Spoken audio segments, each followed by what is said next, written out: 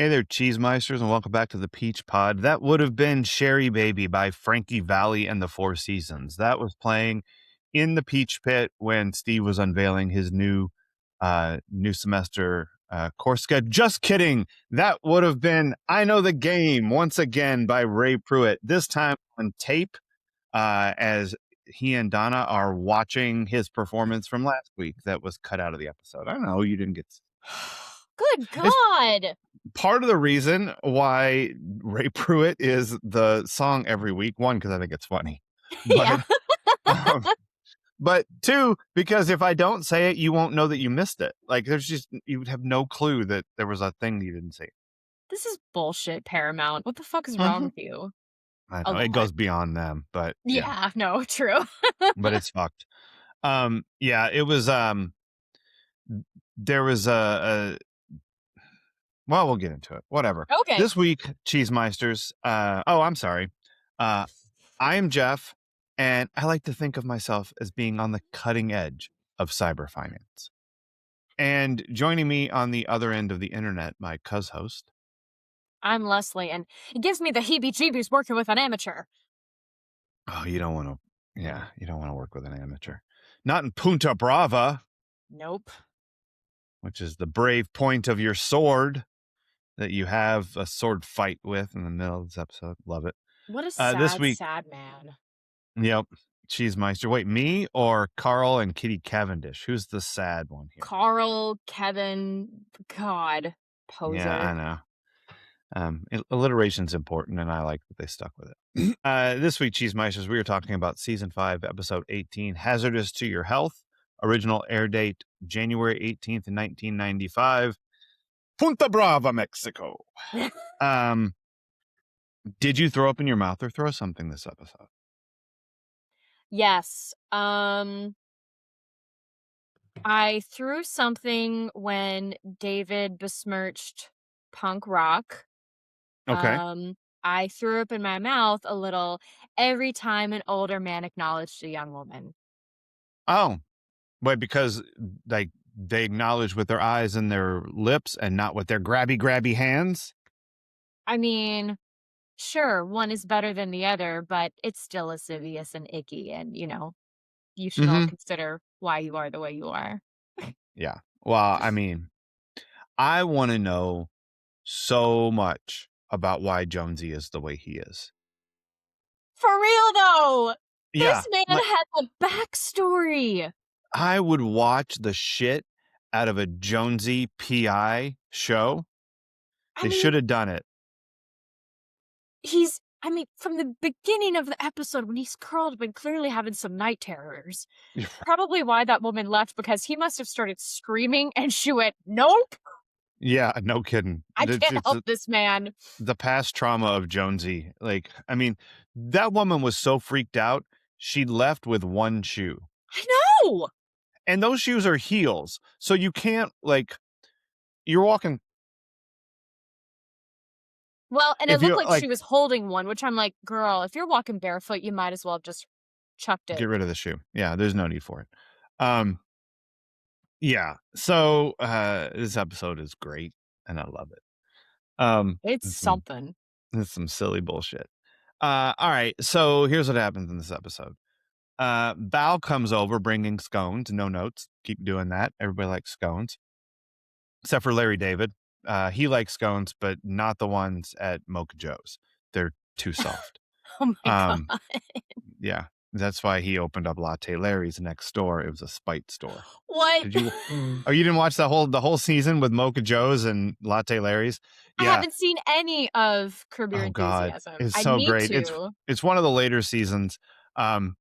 He goes into Mocha Joe's. Mocha Joe! Wow. And he doesn't like the new scones because they're too soft. And Mocha Joe's contention is that regular scones suck because they crumble and they're a big mess. And yes. Larry's like, no, that's what they should be like, because that's what a scone is. Yes. And then Larry gets banned, and it's a season-long story arc where he opens up a coffee shop right next door in the same strip mall out of spite. So great. Yeah. A spite store is fucking awesome.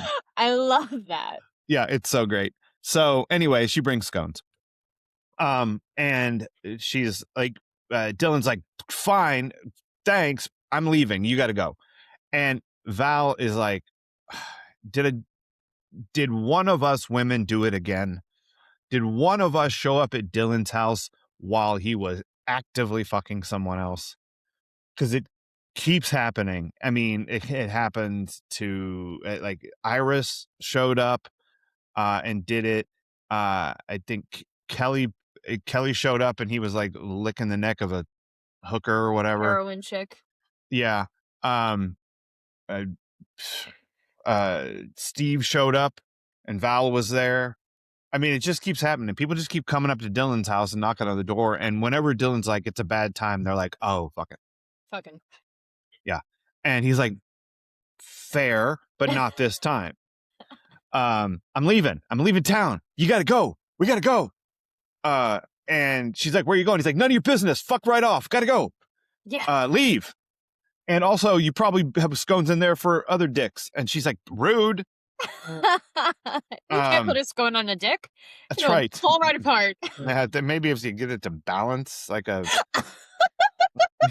like, yeah, it balances on your head like a mattress balances on a bottle of wine. Listeners, try it and let us know. That's right. It's your brand new leopard skin pillbox hat, as we quote Bob Dylan. Oh my God. Yep. And so, but he's leaving. He's got to go. Jonesy called, remember? In the last episode. And she's like, let me come with you. And he's like, you don't know where I'm going. She's like, I don't care anywhere but here. Because I just got back from vacation to I don't know where she went, the Bahamas Jamaica. Or whatever. Jamaica. I thought. Not Buffalo. And, it must be nice, thinking about it, to have a buffalo in your back pocket. Someplace you can just say, I probably have to fly out to Buffalo tomorrow. Like, Val always has an excuse for a place she has to fly out to, like just right there ready to go. I mean, I feel like we kind of have that with, our families being back in Indiana. Yeah, we do. I don't know. Val employs it, I think, with more success. No, absolutely. And frequency, for Well, that matter. and she clearly has people paying for her, saying like, here's money for a plane. That's right. And also, it's 1995. You could probably fly from LA to Buffalo for like $140. Oh my God, I want to cry. That's my guess. I used to fly from Chicago to Louisville for like $39. Oh my God. Yeah, it was cheaper than driving. Oh. That's the way it goes. Anyway, Val's like, take me. And Dylan's like, no, fuck right off. I have things to do. And Val gets all huffy, but she leaves. And so does Dylan. Flies to Mexico, long montage, gets in a taxi cab. Good grief. And drives through the poor part of town so that you can see that Punta Brava is not just a resort location, or that it is a typical resort location, meaning that the resort is great and 3 miles or 3 steps outside the door, it's poverty. Oh my God. Yeah. I mean, they wanted to show you that. Yeah, there was a lot. I was like, okay, you all are doing a thing. I personally did love the woman just cooking on the front. I was like, I really hope that's their version of a continental breakfast, because at least it's warm. I'll take that. Yeah, there you go. So Dylan lands at the airport and sees a crying lady in a red dress carrying one shoe. Probably not related to why he's there. And then he goes and finds Jonesy at the hotel. Jonesy is passed out and drunk. And Dylan begins what I think this episode is really about. And I'm just letting you know up front. Is this a yelling episode? Oh my God. Listen, yelling is one of my points. I wrote down everything that someone yelled in this episode. It's a lot. It gets the point across. It really does. And I'm gonna try to, how, like, have you ever heard like an impressionist who has like a word they use, or someone who like is working on dialect and they have a word they use to like get into that dialect, right? Hi. I've got one for how to yell like Dylan. Ooh, Okay. You ready? yeah. Here it is. Let's see. I don't know how it's going to work, but I think I can get this one. I don't know if I can get the rest of it. Come on, that's $8 million. Yeah, he does go up into his what's so great about Dylan yelling is Luke McKay is or Luke McKay? Look, okay. Luke Perry is not afraid of getting up into his higher register. It's $8 million. Yeah. Yeah. So You know, Dylan comes in. Oh, go ahead. that's clearly him trying to get into the fact that he's playing a much younger version of himself Right. and maybe a little overcompensating. They did some zoom-ins on his face this episode, and I was like, man, they did not care that he is significantly older than everyone else. $8 million. And again, No, they he's definitely don't. fine, but like, he's the reason he is the reason Gen Z will yell at me like, oh, they had such old people playing these kids. And I'm like, They yes, did, because they can but act better also, than you. have you seen Grease? Because come on now. Dude, that's even worse. It's so much worse. And It's that's boomer shit. That ain't us. We didn't do that. again, I have no problem with full-grown adults playing teenagers. Like, but come on, try harder with the makeup.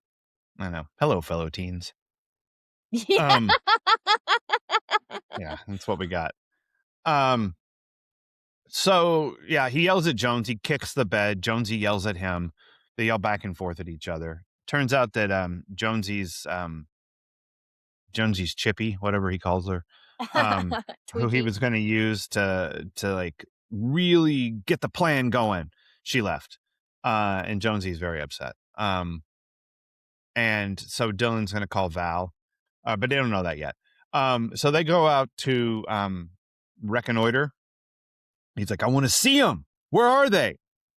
And so he goes, and they're sitting on the beach, and there's Carl and Kitty Cavendish with the binoculars, and Dylan's shirt wide open that's right, on a nipples and shit. horse. Mm-hmm. Fuck yeah. Look, last time we saw Dylan on a horse, it was with the Borg Queen. So this is a step in the right direction for Dylan with the Sure. horses. Yeah. You know, come on, you remember the Borg Queen episode? No, I sure do. It's the one where David Arquette plays the guitar. It's the greatest episode ever. Oh man, see that's the part I forgot. That is the best part of the episode. It's so awesome. Damn. Yep. Whatever, Axl. Axl Rose is a sellout. That's how you yell, Dylan. You under your breath, Axl Rose is a sellout. How about this? Come on, that was $8 million. Nah, $8 million. It's different. That's what Arquette brings to the mix. Yep, sure does. You know, what if Dylan took a guitar to Punta Brava? Then he could have effectively fought the sword of Carl Cavendish, the pirate. There you go. Yep. So Kevin and Suzanne are Carl and Kitty, and they took the name of a pirate, and they've been living it up. Yeah, so Carl and Kitty are pirates, or whatever. I don't know. They wish. Yeah, they've got a year-long lease on a beachfront property in Mexico. Probably cost a lot of Dylan's money, I guess. And oh yeah, it's fine. And Dylan's like, cool, what's the plan? And Jonesy's like, oh, I almost have one. And Dylan says, you called me all the way down here and you don't have a plan?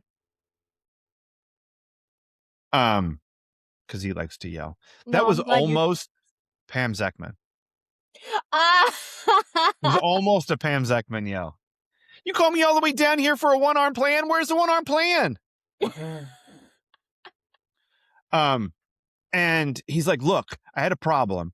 The lady in the red dress yesterday who left, she was my whole plan. Do you know any other improv trained pieces of ass? Yes. And Dylan said, as it happens, I used to bone her. Yeah. She brought me scones yesterday. So he calls her up and is like, come on down. And she's like, fuck right off. And, But okay. but okay, you know what? My only other option is to go to this Chamber of Commerce dinner with Jim and Cindy and Brandon. I'm fifth wheel like a motherfucker. Um, and Val, who up until that moment I thought was wearing a slip. I Um, did too. yeah, walks out on the balcony, on the stairs. And everybody else is down there dressed to the fucking nines, just ready to go party black tie affair. And then I was like, oh no, I was wearing a fancy dress. Okay. I look, slips are lovely. I can't get behind the whole just the slip dress trend. I Yeah, see that and I'm like, where's the production of Cabaret happening? everywhere. Or Cat on the Hot Tin Roof? Like Yeah, no kidding. the slip shows. That's right. We're gonna go in this Like, room and then that room. Um, then we'll come back in this room. But Val's like, I'm not going. And everybody's like, really? Like, we're dressed and waiting for you. And she's like, sorry, got to go to Buffalo. And everybody's like, that smells like bullshit, but whatever. I don't give a shit. Um, Jim, for like the first time in his life, is irritated at Val, except for yep. when she said that she knew Dylan. He was really mad about that. Um, and so she's going to shuffle off to not Buffalo. And, and so she does. And they go to his dinner that we never get to see. I hope Jim got a bonus. Like, finally, I hope somebody didn't fuck with his money. But you know what? They probably charged him for the meal. No, I was gonna say for the award. Oh, they might have, but like he said we need a table for 5 and only brought 4. I'm certain that they still charge for that 5th meal. Mm. So again, people fucking with Jim's money. Um, at the Peach Pit, um, David and Claire are arguing about the type of music that they should play in the After Dark. Um, she doesn't want to play hip hop, and he doesn't want to play grunge. And um, it's 1995. I don't know what else is You know? left. Okay, hot take, Claire and David are pointless. Yeah, Yeah, they're so pointless. Like, yeah, I don't know. I'm really bored with them right now. hmm, Them running Peach Pit after dark, I had to think that through. yep. Um, You did it. Nice job. Thank you. Uh, I don't know. It's not interesting to me. I know they're gonna Hmm. fuck it up somehow. But like, Or it's gonna fuck them up. I mean, it, it could be I don't know. cursed. It's like they did the sexcapades, and I'm glad that they were like, okay, we can't keep doing that every single week. Right, They're gonna get mad at us, and also, I don't know, try other bits of humor. But I don't know. right. They just, I don't. I'm not buying it. I'm I not mean, into I it. get it. I don't know. I don't know why you let two people who have such divergent taste in music plan the music for a nightclub. Yeah. Um, because Claire doesn't like anything. No. I mean, she doesn't like the Rolling Stones. They're fucking old or whatever. She doesn't like hip hop. I don't know what she's into. I mean, like, do we think it's Miles Davis? Like, do we think she's one of those kids in college who is like into jazz performatively? Oh, probably. Like that feels accurate. Like his, oh, you're not even cool enough to know. Or she probably is into like some indie band you've never heard of. Um, she knew them before they were cool. Claire's gonna be the first hipster, and, I mean, yeah, she's already the first internet troll. yeah. She's out there really like staking new ground. So shouts to Claire. Um, Andrea got on the dean's list again, and Brandon managed to mention Peter the doctor. So I wonder if that's going to come back in any way. She's oddly defensive about it. Um, Steve has set up his perfect second semester class schedule, which is 3 classes that are basically the same, so he can write one paper and turn them in, and the aesthetics of golf. So California University, that degree means something. That should be their motto. Our degree means something. And Brandon's like, speaking of California University, I got to go there because Kelly was supposed to meet me here, but she stood me up. And I don't know, there's some kind of problem with her psych seminar or something. I'm going to figure it out. And but she's not on campus. David and Claire tell her he's probably home by now, so he goes to the beach apartment. And He flirts with her. She's doing a little meditation, little guided Finley in the candles on the ground situation, um, Yes. centering. It's great. She's doing it. And Brandon comes in and it's like, "What's up? Let's fuck." And she's like, "Oh, calm down." I mean, yes, but calm down. Um, and she's like, "Finley, if okay." Uh, Brandon's like, "What's up?" And Kelly says, um, "This is the definition of tenure." Like, I love it. She's like, "The university decided that Finley, of all people, is not entitled to job security and a pay raise and whatever else you get from tenure." And Brandon's like, "Do you mean to tell me that he doesn't have tenure?" Like, it's the dialogue sometimes is so weird in this show. Like, the assumption that the audience doesn't know what tenure is. I mean, it Yes. might be fair if your audience is teenagers. It's possible that you've never heard of tenure. Yeah. Um, but Brandon is miffed because he was on a task force, and the task force was like, "We're gonna do some shit about undergrad education, improving it, and popular teachers are one way to do that. And I'm gonna stand up for Patrick Finley." And so he goes to talk to the dean, and the dean's like, "Look, Brandon, this is I'm Deep Throat, and you are Woodward, and we're in the parking garage because I shouldn't be telling you this. And if you repeat it, I'll deny it," which is like the only conversation these two fools ever have. Yeah. Like, he's always like, "I shouldn't be telling you this, uh, but here we go. I'm going to do it anyway. It's in the script." And he's like, "Look, one, this guy doesn't publish enough. Like, it's an issue. Two, we had some complaints from parents last semester about some inappropriate so forth at one of his retreats. Um, Look, we're not going to act on it in any way at all because that's not what we do. Um, but we can use it not to give him tenure." Um, Just like and universities do. that's right. That felt real. Nope, it Um, did. yeah. And then the dean was also like, "Not for nothing, but um, I'm going to use a word here that you don't normally hear on college campuses or television shows, Brandon. And in this episode, you're going to hear it twice, FYI. Messianic. Oh, yes. Um, we think that he's a bit of a messiah type." Um, and Brandon's like, "Huh, all right, well, I'm gonna go talk to this messiah." Um, Brandon is like uh, King Herod. Like, he just wants it to be proven to him. Like, "You are the Christ. You're the great Jesus Christ. Prove to me that you're no fool. Walk across my swimming pool." Um, Love So it. if Finley had only done that, the walking might have been a wheel across my swimming pool. Um, if Finley had done that, Brandon probably would have got on board with the PR push that Finley wanted to do. But Brandon goes to Yes. visit him, and he's like, "Cappuccino machine in the hallway," which is like, I feel like that's Brandon's go-to. Like, anytime anyone's like, "What do you want?" He's like, "More coffee." Which Um, is funny because he does not come across as a caffeine addict. no, that's Dylan. We know that, and it's me. Um, but then Brandon and Finley, like, it goes from 0 to 9,000 in about a minute and a half.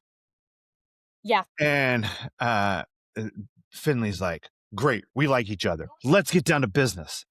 And he's like, "I got a plan. I need to mobilize this to get what I deserve," which is like, okay, that's aggressive. Um, The whole he went from 0 to 100 way too fast to be anywhere near innocent. Uh right.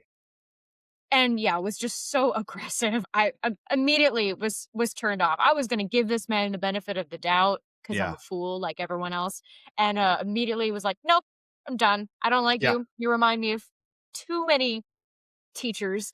He's a Um lot. Yeah. Goodbye." And Brandon's like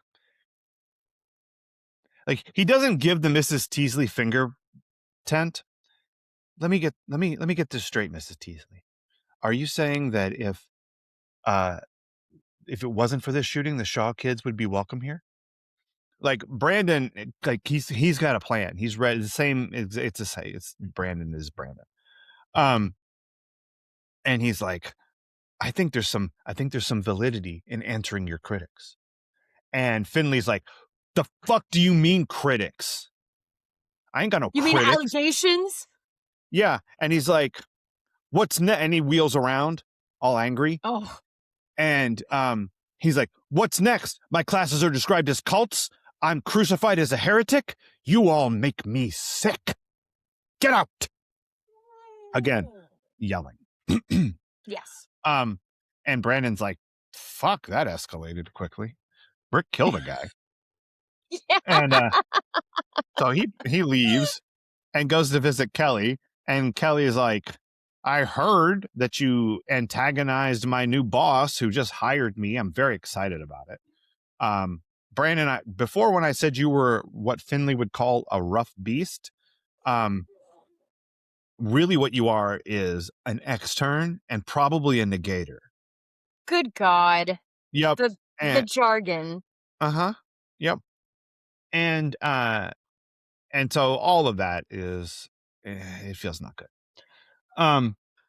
But back in Mexico, Val shows up and they're waiting for her at the airport. And Jonesy's like, look, the girl in the red dress, she was 1 in a million. I don't believe that this rando that you happen to know is half as good as her. And Dylan's like, why don't you go try to make out with her in the middle of the airport and see what happens? And Jonesy's like, that's a great plan. And so he does. And Val yes ands the shit out of that welcome at the airport. She's good at it. Keeps giving Dylan a look like, am I supposed to be playing I was along gonna with this? say, she commits, but also not really. She's doing the thing where, like, I'm gonna say hi, but keep my face far away because I don't want you kissing me. Yep. Yeah. No, I think it is the correct response if you're Val. Yes. You know, like I don't want any part of this is no. But also if this is what we're doing, I guess this is what we're fucking doing. Yeah. I did bring one bikini that I'm gonna wear all the time.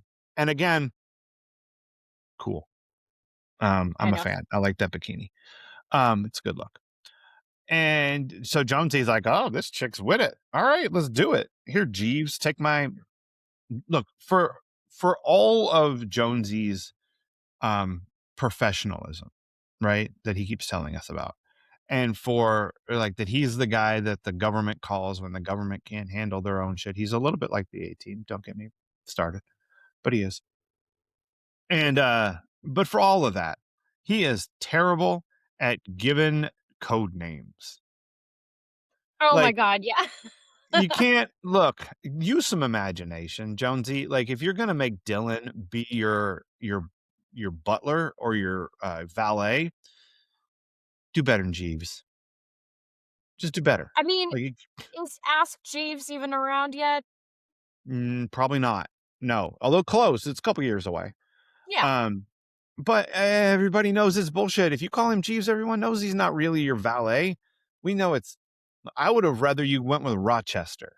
Like, give He's us too the. young and too American to be a Jeeves. That's true. Yeah, go with Rochester though. Give the Jack Benny tip of the hat. Like, we just had Milton Berle on. Let's connect it. But no, he goes with Jeeves. Ridiculous. And so they have a plan, and their plan is, we're gonna spill some shit on Kitty, and Val, you were gonna flirt with Carl, and we are very quickly going to become their best friends. We're gonna have 2 meals with them. We're gonna catch some fish. I'm gonna tell them that I'm a smuggler, and I smuggle inside the corpses of fishes, and they're gonna believe it because of Val. Because one, she's got the flirt going, and Val is Val is a wonderful sidekick in improv. Yes. Because she's like, tell them, Jonesy, they're cool. Yeah. Like, And she does it like 3 or 4 times. Like when they like, ask her a question and she's like, he was like, "Oh, so what's your relationship?" She's like, "What are you, Jonesy?" Like and Jonesy's like, "Oh," like she lets him lead every time she's asked a question that could potentially fuck up the scam. She Yeah. kicks it to Jonesy and lets him paint the story, but in a way that makes it seem like she's just being cute and flirty, you know? I Um, yeah. So, full disclosure, Cheese Meisters, we had a situation. Yeah. It's technically. It wasn't So a bomb threat, thankfully. no, no, thank God. Um, but no, it was just pixelation, excess pixelation. And robotic distortion. Uh, beep boop beep boop. I know. I was like, this is how I lose my mind. Yeah, no shit. This is Blades of Glory all over again. Honestly, I felt like those news anchors when they're like, all right, take it away, Sarah, out in the field. And they're just having to be like completely calm, even when there's a delay or something. Yep. Like, and I'm like, they deserve. You got to roll with it. They deserve rewards for getting through that. But Val deserves rewards too, because she's an improv queen and she sells Jonesy. They're ready to go at the airport, and then they go and they spill shit on Kitty, which we talked about a little Jonesy, look what you did. Yeah, and now they're like, Jonesy's laying it on because he's been listening. He's got their place bugged. Yeah. He knows all about it. And hey, come on, have dinner with us. Everything's great. We're best friends. And Carl and Kitty are like, sure, best friends. And tomorrow we're gonna go fishing. Let's go fishing. And they do it. And they butter them up the whole day. And then standing next to some hanging up fish, Jonesy is like, hey, we're smugglers. And Carl's like, bet? I love smuggling. Smuggling's my favorite. And Carl's like, how about work? Why don't you make work your favorite? See the little Buddy the Elf going on there with Mr. Smuggling. Yes. And he's like, this is awesome. And she's like, and Kitty's like, this is fine. I'm glad you guys are smugglers. You're smuggling buddies now. But I got a massage scheduled, so I'm going to go. And Jonesy's like, I'm going to go with you. Like, okay. Because the most normal thing that can happen when you meet another couple at an all-inclusive. This isn't quite an all-inclusive, but it's, adjacent. And the wife of one of the couples is going to get a massage. The other husband should accompany her. Absolutely. Like, hey, I'm going to leave and get naked. I'll come with you. Haven't you seen Bob and Carol, Ted and Alice? That's right. Hi, Cindy. No, wrong thing. No, it's the right thing. I'm game. Josie's definitely willing to goosey goo with you. Oh, Jonesy is full goosey. Just don't sleep in the same bed as him because he will definitely wake you up screaming. Yeah, night terror. This dude has seen some shit. That's all I'm saying. He has. He's not even working. I mean, he's cleaning up for the government, but he's not straight up working for the government. No, he's dealing with the mess. Yep. So they leave, and Val is like, cool, Kevin, let's go take a walk, even though your name's Carl. I'd love to see your house. And he's like, cool, I'll show you my house. And they get back there, and instead of showing the house, what he does, unprompted, is log into his Cayman Islands bank account while she can watch him type the password. It's incredible. As someone on the cutting edge of cyber finance, I feel like maybe password security should be better than West Bev when Herbert called and got them to give him the pass. Yep. You can't just write the password down and stick it on a drawer. Like this is sloppy work, Pirate Carl. But I don't even think that she copied the password on, because I think Jonesy had more than bugs on their phone lines, unless Yeah. I He had some kind of wire uh, attached as well, or something that was in sync with his machinery, because he was able to get that code. Like he was instantaneously. Yeah, it's like he was able to see it without screen sharing. I don't know how that worked back then. Yeah, it was like he was capturing the keystrokes or something. But they're both on dial-up, and that shit does not work all that fast. But like, he is still showing Val his Cayman Islands penis when Jonesy steals all of his money, and he doesn't even notice it. Carl, he doesn't even see like a nothing. Like, how did it go to zero? Yeah, and like while they're doing that, Dylan, while they're doing the first thing, the activity of the day before, Dylan goes and talks to Erika. She collects sea glass now. It's very important plot point. Yes. And she wants to leave. Save me, Dylan. If you ever loved me, if you ever were my sea glass. I wasn't pretty before. That's right. She takes, again, the right message. She properly grokked what he was trying to say.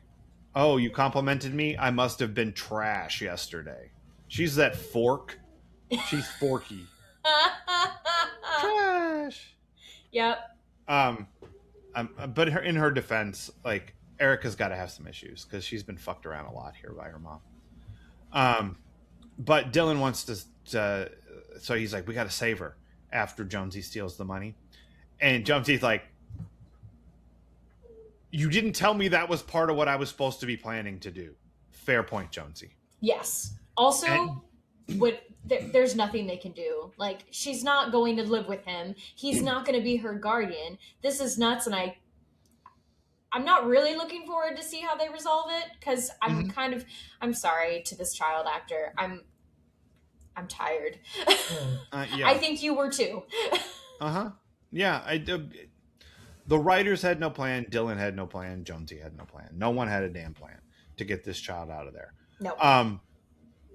And Dylan's like, how hard could it be to kidnap someone and take them into another country? I mean, right? Figure it out, Jonesy, or I'll yell some more.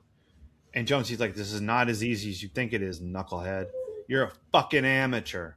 Yeah. And like, I never noticed how much Walter Sobchak might have been based on Jonesy. Oh. Like, they're fucking amateurs, dude. Give me the ringer. I'm sure there's a reason I'm holding your dirty undies, Walter. Oh my god.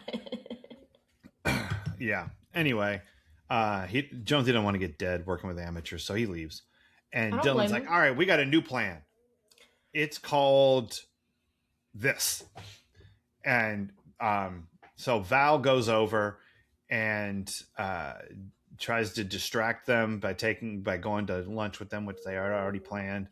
And then Dylan sneaks in to kidnap Erika, and it all would have gone just fine had Dylan been better at sneaking. Well, he should have been wearing sneakers for sneaking. I mean, I think that's clear. But no, if the real problem here is Erika's general lack of interest in her own hygiene. Because if this I don't want to take a shower. Yeah. I mean, if this child could be trusted to bathe herself without prompting at right. the age of 12 or whatever, then Suzanne would not have had to call and say, make sure that she gets a shower, and for the housekeeper lady to go, a shower for Erika? Yep. Which, like, okay, I'm glad you repeated that back. And then Dylan, my guy, wait for her to hang the phone up. Why are you rushing in to grab Erika while they're on the phone with the people? It's also your plan stupid. Is shit. Yeah. Yeah. You're bad at this, Dylan. But Dylan Listen, Dylan had some peak white male privilege here that he thought he could just walk right in, grab this child, and leave and not have any problems. He No, thought it's he gonna be was easy. James Bond. Yes, this is gonna be totally easy. Also, Erika not as good at improv No. as Val because she just ruins it all. Well, Dylan is like, shh, come here. and she's like, "What do you mean?" She's just sitting there like, Yeah, I'm a princess? Come Yeah. get me? I'm You wearing said my I was tutu. pretty, so I can't move. That's right. That's I what need to that carry means. that. That's what we learned from that. I don't know what we learned. It's a mess. And so she shouts Dylan's name while her mom's on the phone, and they're like, "Dylan." Well, correctly, we only know one Dylan. We're coming right home. Yeah, exactly. Something Well, is and then I wrong. love. How do you That's right. know this Dylan? Dylan? What do you mean a Dylan? What is a Dylan? I don't know a Dylan. Yeah, she tries. But the game is up, Val. She was also wearing her seatbelt wrong. Was she? I didn't notice. I was looking at her boobs. Well, exactly. She wasn't protecting herself. It has to be across, but they were clearly like, no. That gets in the way of your boobs. That ruins the aesthetic. Yeah, the aesthetics of You boobs. also might have to then worry about it shifting your Sure. bikini, which would be very dangerous. Yeah, backseat nipplage. Which, you know what? That could have only saved her in that moment. Been like, oh no! Yeah, Carl would have completely wrecked the car. If he Hey, had but seen a nip. she could have gotten out. No, she would have been fine, but they wouldn't have made it back. It would have been okay. I'm saying, like the Yeah. car wreck would have helped the plan, but it didn't. So they go back, and they're like, "Dylan, we knew you would catch us. So here we are. We got you at gunpoint. We're gonna take care of business. Where's Jonesy?" And Dylan's like, "He's right outside." Oh my god. Because Jonesy's at the window, Charlie's Angels style, gun up, Yeah. ready to jump through the window. And he jumps For no through reason. and shoots at all of the pottery. I don't know what that pottery did to him, but he hates these cans. Trigger. Stay away from the cans. They triggered him. Yeah. Die, gas pumper. You know what? He probably triggered himself jumping through that glass. Like, he did not Yeah. need. This is why I texted you, like, did this show jump the shark already? Because it low key was, like, so uncalled for. This is the kind of ridiculous shit that I love the most. Oh my god. Scratch my toes. Typical regular asshole. He's just shooting the cans. And Dylan chases Carl, and Carl grabs a sword. Come on now. And then there's a sword fight. Except Not for really. Kevin is the worst swordsman on the planet. One lunge, punched in the face, boom, bitch went down. Boom, Sid, super bitch. That's from Scream. Great. Everybody else knows it but you. Yep. That's why I told you what it was. Bam, Sid, super bitch. And then the federales show up and arrest everybody because, and this is the pièce de resistance. This is why Jonesy is a pro, right? This is why you hired Jonesy. Because Jonesy can marshal the federales with a well-placed lie about Eric Estrada. Yes. He's like, I told him they were going to kidnap Ponch. And they're like, and he's like, don't laugh. People fucking love chips. And he's right. People love chips. Come on, Eric Estrada's the best. You're gonna go save him in Punta Brava. It's huge down there. Okay. Yeah. Loved that. It made me happy. I'm glad. And yeah, it made everybody happy. And they stole the $8 million bucks. They got it. They got it. Yeah. Everything's better, except for this Finley stuff is still going on. So that's what happened in this episode. Oh my god. What was this episode really about? Kids can help capture con artists, get you tenure, and run the Peach Pit after dark. Just put the kids in charge. That's right. Yeah, Gen X absolutely. For the win. I think this is a very pro Gen X episode. No kidding. It Even is. though They you are. hired a boomer and he's clearly a mess. But, Well, of course. yeah. Duh. Although, to be fair, Jonesy could be like Elder older Gen X. He could be Yeah. born in 1966. He could be 10 years older than the kids in the show. For sure. You know. Maybe. I mean, he could be legitimately Dylan's age. That would be wild. But he probably is. I mean, he looks as old as Dylan. He's probably the same age. Yeah. Just turn it over to Gen X. Don't turn it over to the millennials, though, because Erika is... Hey! Look, the only representative of a millennial in this episode is an idiot. No! Damn it, Erika! Look, I mean, she's terrible at ballet. And she's real bad at improv. And she doesn't know when to keep her mouth shut. And she can't take a shower without being prompted by the maid. And even prompted by the maid, she doesn't want to take a shower. Come on. Stinky girl. Why does she want to smell? Because I'm sweating all the time in Mexico. What's the point? Yeah, I'm sweating in Mexico. I'm doing shit ballet at home. Well, I don't like Erika being the millennial representative here. Find me another one then. Hi. You weren't in Punta Brava. No. And I think you're probably better at improv and better at ballet than Erika is. I definitely am.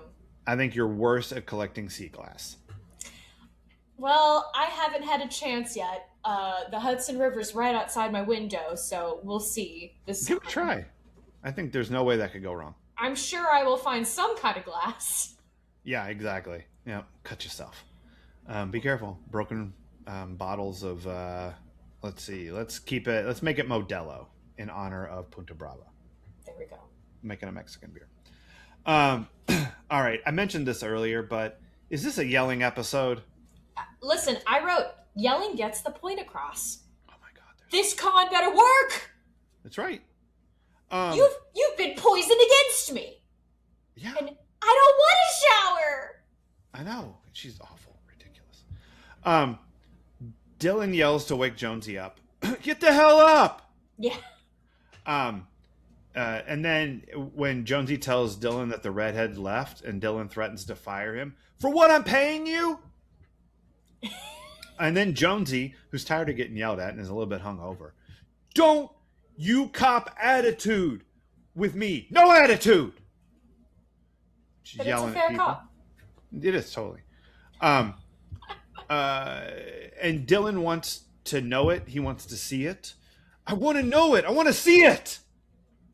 Jesus, calm down. And then when Jonesy says that he almost has a plan, Dylan's like, you called me all the way down here and you don't even have a plan for my $8 million? And then Jonesy and Dylan talk about Dylan seeing Erika. And Dylan's like, he didn't even recognize me. Come on. I know. Jesus, dude. And then Jonesy wants some gratitude. And Dylan's like, you want to talk gratitude? Well, then you deliver. Lord. I'm going to call out the directors here for not telling these actors to play something other than anger, or don't let the anger run the show. Because it's so much yelling. Yeah, it's so much yelling. Yeah, and then Finley yells at Brandon. What's next? My classes are described as cults. I'm crucified as a heretic. You all make me sick. And then, don't tell me you lost it. Come on! And then, $8 million! I wish I could be inserted into an episode like this and just be myself, because anytime someone starts yelling, I'm just like, do you think this is going to work in your favor? Do you think you were making a point with me? You know what I would have liked? I have a pitch for you as your role in these scenes. Please. Okay. I want every time anyone in this episode yells at anyone else, I want you to be like Carol Kane in the Muppet movie Myth, like Myth? that. I want you Myth? to be walking around in the background, and when someone starts screaming, you're holding your margarita in one hand, right? And you're walking past, and you go, and you react visibly in the background to everyone screaming, like, fuck, and every time you spill it on yourself, and you have to. And then you're looking for something to wipe it off with. Yeah, that would be me. And I have to work so hard out on these New York streets or Yonkers streets now. It's both. Like to not react whenever people do yell because I don't want to. I don't. Listen, I don't claim to be a New Yorker. I don't. Right. But I also don't want to appear not from here. Right. For safety reasons. So, yeah, anytime a loud noise suddenly occurred, I know. Sometimes that does come out, though. Like the time a car backed up over a glass bottle and it sounded like a shot went off. Sure. I know. You spilled your margarita all over yourself. Oh, God damn. Yeah. Oh, that would be so great. This episode would have been so awesome. And it couldn't have been you because you were 5. But damn it! If there was a background actor who every time someone yells visibly reacted to the yelling, it would have added a touch of realism to what was happening. When we develop 5K, someone call me. I'll do this. Let's insert me somewhere in the background. Yep. Yeah, that would have been so great. And then Kelly yells at Brandon. I would too. You all stabbed him in the back. And Brandon is part of you all now, which is no good for him. Part of the establishment. Oh, no. Yep. Don't Not be a negator, Brandon. Establishment. Yeah. Negators are rude. Don't be rude. Yeah. So in recognition of Princess Bride, which we're going to watch for this episode, is this a kissing movie? Is this a yelling movie? I thought you were going to go. You keep saying that word, but I don't think you know what it means. Oh, yeah. I don't think it means what you think it means. Yeah. What else is this episode about? Young women can rely on older men to save them and find them irresistible. Uh-huh. And fall for the okie doke when your boobs are involved. What? Okay. I know. Yeah. Okay, we can. Yeah. I'm sorry. I could not help note how like she's in a bikini this whole time. Mm-hmm. And then for some reason they put Suzanne in the most maternal looking dress. Yeah. With a white short sleeve t-shirt underneath. And I'm like, this woman is fine. Well, they had to do the t-shirt because she's got spilled on. No, this is later on when they have like gone on their little like fish trip or something. Gotcha. And yeah, Val's, in a sarong and her bikini and, cute little, blossom hat. Sure. Oh yeah. And if the actor wanted her arms and whatever covered up, fine, but I'm just like, this really feels like, look at the young people only. And I'm like, no, but you have attractive older people in this too. Like, right. It's weird. Yeah. I mean, I think that's how you dress when you don't want to fuck Carl anymore. Okay. Because, already, like Jonesy told us. That's true. I think that this episode is about some things are easy and some things are hard. Here's some things that are easy. Steve's new schedule, 3 identical classes in the aesthetics of golf. Bugging people's houses apparently is quite easy. Like stealing all of their bank information. Getting a brand new femme fatale when yours leaves town, easy. Oh, easy. Catching a giant marlin, quite simple. Getting Carl's bank info, as discussed. Sneaking into a gated house. Dylan just walks in the gate. Yeah, he just sidles right through. That's why the word sidle was invented. Oh. Yeah, no kidding. Besting Carl in a sword fight, super easy. Boom! Sid, super bitch. Getting the Federales to help you, very easy. Just mention Erika Estrada. Shooting a bunch of vases, very easy. Oh, wow. He hates these cans. Finding Erika out in the city streets of Punta Brava. So easy. Yep. Here's what's hard. Getting tenure. Having any conversation with Finley, I think, is hard. That guy is a lot. Yes. Making Dean's List this semester for Andrea because, Hannah was sick like all through finals. Oh, yeah. Getting a smooch from Val if you're Jonesy. He kept trying. Did not work. Booking a nightclub if you're Claire and David.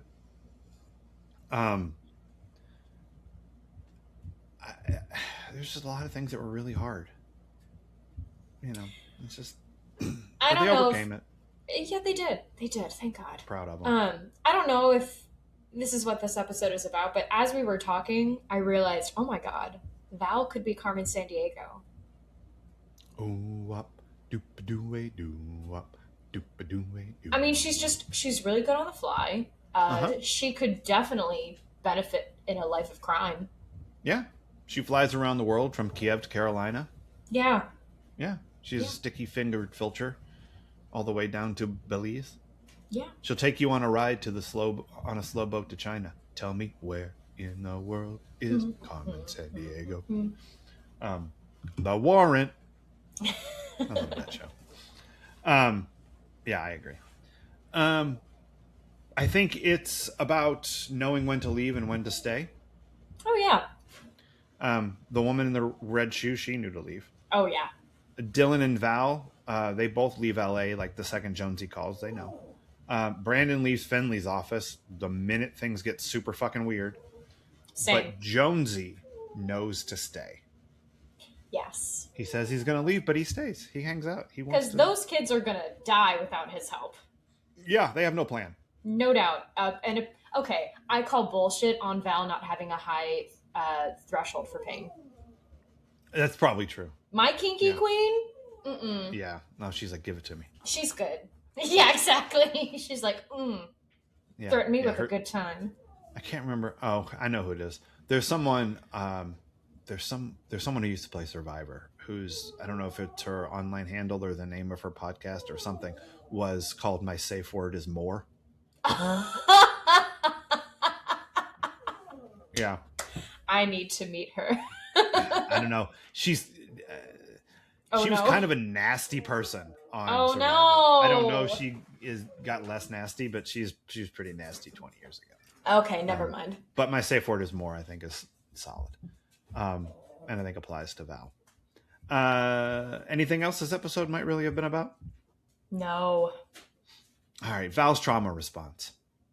Val has a lot of trauma responding to do in this episode. She buys surprise scones. She begs to go on vacation, even though she just got back. She gets mad at Dylan, or when Dylan says she's probably delivering those hot buns all over town. She gets kind of cranky about that. She cancels late on Big Jim's event to go to Mexico to help Dylan. All trauma response. All of her improv based in trauma. Flirting with Carl, the hand on the leg move. Trauma. Yeah. The fact that Kevin makes her skin crawl, but she wants to do this for Dylan just told me. Yep. Trauma response. All of it. Everything she does, trauma response. But she helped to get the money back. So, she did. Thanks, trauma. Good job, trauma. What did this episode make you nostalgic for? Once again, nothing. Like, all it did was remind me of some people from college who thankfully no longer are there. So sometimes even tenure can be messed with. There you go. I'll leave it at that. Okay. It's not the protection. You think assholes. That's right. I'm not nostalgic for anything in this episode. Yeah, it's hard. I mean, I guess what I'm nostalgic for is watching this episode in 1995. There you go. Being I was tickled by the sword fight. Like, I'll say this too. In spite of some of the awful teachers, I do often just find myself thinking about various parts of Bloomington. So I'm always nostalgia for that campus and that time. Yeah, that's true. Still a good I wonder if time. there's any swords? Do you think there's any swords in the Union that you could pick up and have a sword fight?